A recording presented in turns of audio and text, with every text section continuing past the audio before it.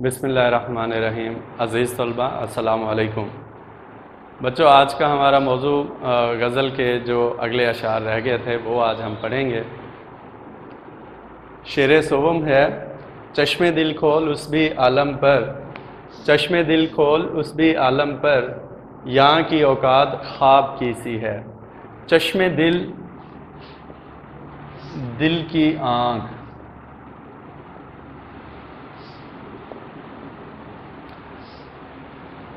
اور عالم سے مراد دنیا۔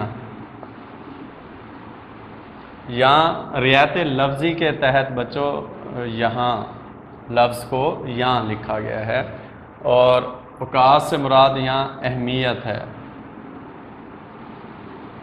وقت۔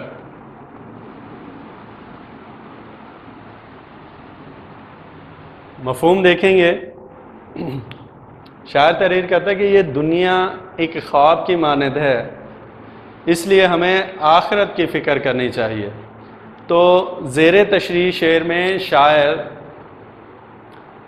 آخرت کی فکر کا مضمون باندھ رہا ہے۔ شاعر تحریر کرتا ہے کہ ہم اس دنیا میں رہتے ہیں تو اس دنیا میں کچھ لوگ جو ہے وہ گم ہو جاتے ہیں اور اسی دنیا کو ساری زندگی کا جو ہے گہنا سمجھ لیتے ہیں، لیکن یہ دنیا جو ہے یہ تو عارضی ہے۔ تو اس لیے شاعر کہتا ہے کہ اپنے جو دل کی آنکھ ہے، یعنی جو آپ کا ضمیر ہے، اس کو جگاؤ کہ اس دنیا میں ہم نے ہمیشہ کے لیے نہیں رہنا، آخرت کی فکر کرو۔ چشم دل کھول اس بھی عالم پر، یعنی آخرت پر۔ یہ جو دنیا ہے یہ عارضی ہے، اور وہ جو دنیا ہے وہ ہمیشہ رہنے والی ہے۔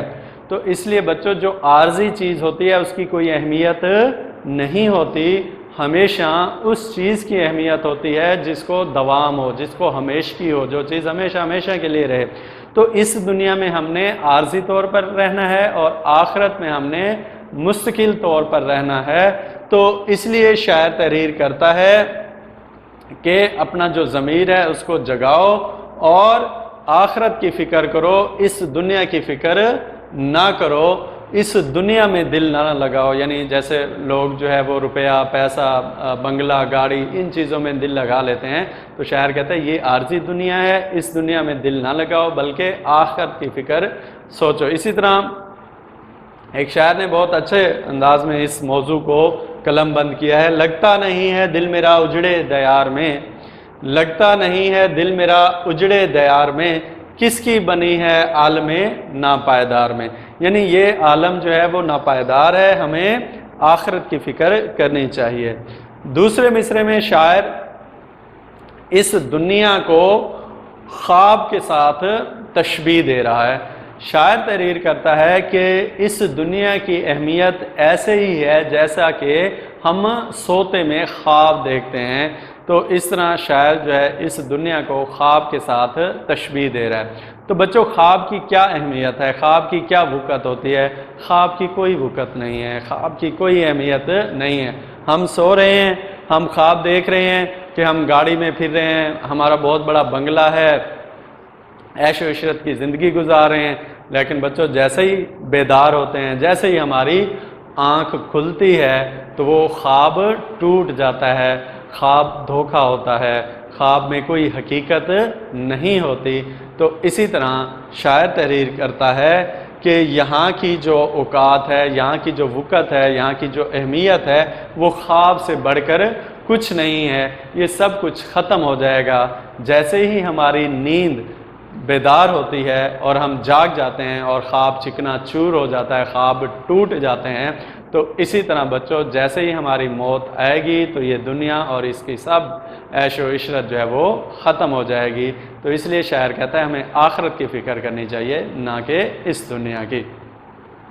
اس حوالے سے یہاں پہ آپ شعر بھی، یہ قرآنی حوالہ بھی لکھ سکتے ہیں کہ ہر چیز فنا ہونے والی ہے، کہ یہاں جیسے خواب چکنا چور ہو جاتا ہے ویسے ہر چیز یہاں کی فنا ہو جائے گی۔ تو یہ قرآنی حوالہ آپ لکھ سکتے ہیں، ہر چیز فنا ہونے والی ہے۔ شعر چہارم پڑھیں گے: بار بار اس کے در پہ جاتا ہوں، بار بار اس کے در پہ جاتا ہوں، حالت اب اضطراب کی سی ہے۔ بار بار جانا یعنی ہر بار مختلف اوقات میں، اس سے مراد بچوں یہاں پہ محبوب ہے، یعنی شاعر جو ہے وہ بار بار کہاں جاتا ہے؟ محبوب کے در پر جاتا ہے۔ در سے مراد محبوب کے گھر جانا، گلی میں یا کوچے میں جانا۔ حالت اب اضطراب کی سی ہے، اضطراب کہتے ہیں بے چینی، بے سکونی کو۔ اب کس کی حالت جو ہے وہ اضطراب کی سی ہے؟ تو بچوں عاشق کی حالت، محب کی حالت اضطراب کی سی ہے، اور یہ ایسی کیفیت جو ہے وہ کیوں ہو جاتی ہے، تو یہ ہم اس شعر میں دیکھیں گے۔ مفہوم دیکھیں گے بچوں، دل کی بے چینی کی وجہ سے بار بار اپنے محبوب کے در پہ جاتا ہوں۔ تو زیر تشریح شعر میں شاعر اپنی دلی بے چینی اور بے قراری سے روشناس کروا رہا ہے یا مضمون باندھ رہا ہے۔ تو بچوں یہ ایک فطری بات ہے، جب ایک محب اپنے محبوب کے عشق میں گرفتار ہو جاتا ہے تو بچوں اس کے یہ دل کی خواہش ہوتی ہے کہ وہ اپنے محبوب کا دیدار کرے، اس کو دیکھے۔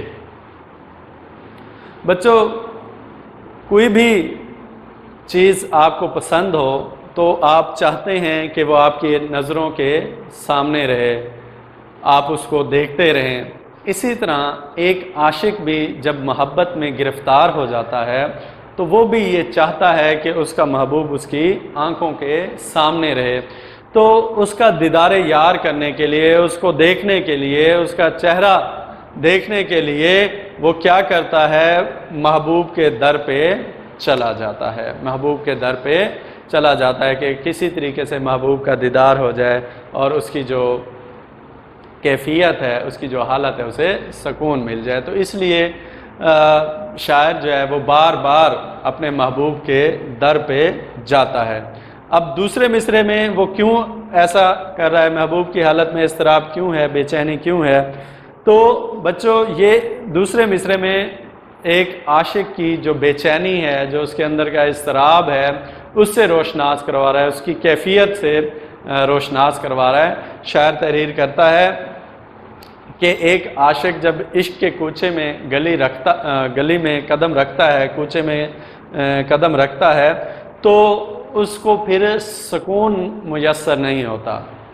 جیسے ہی محبت کی گلی میں قدم رکھا، آپ کے دل میں بے چینی، بے سکونی، خوف، اضطراب، اس طرح کی کیفیات جو ہے وہ آپ کے دل میں آتی رہتی ہیں۔ تو اسی طرح جب عاشق کو، محب کو اس کا محبوب نظر نہیں آتا، دیدار یار نہیں ہوتا، تو اس کے دل کو بے چینی لگ جاتی ہے، اس کے دل کو سکون نہیں ملتا، وہ بے چین ہو جاتا ہے، بے قرار ہو جاتا ہے۔ اس لیے بچوں وہ بار بار پھر اپنے محبوب کے در کی طرف جاتا ہے کہ کہیں دیدار یار ہو جائے اور اس کے دل کو سکون میسر آ جائے، اس کے دل کو قرار آ جائے۔ اس لیے وہ بار بار اپنے محبوب کے در پر جاتا ہے۔ اس کیفیت کو ایک اور شاعر نے بہت اچھے طریقے سے قلم بند کیا ہے۔ کبھی تک کے در کو کھڑے رہے، کبھی آہ بھر کر چلے گئے۔ کبھی تک کے در کو کھڑے رہے، کبھی آہ بھر کر چلے گئے۔